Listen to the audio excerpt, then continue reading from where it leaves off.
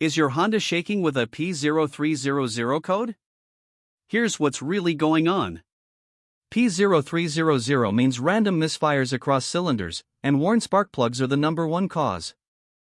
Ignition coils are next. Swap one coil to another cylinder. If the misfire moves, you found it. If the light is flashing, stop driving. Raw fuel can melt your catalytic converter. The good news? Most fixes are just plugs or coils, around $150 to $400. Get the full step-by-step guide at HondaCheckEngineLight.com.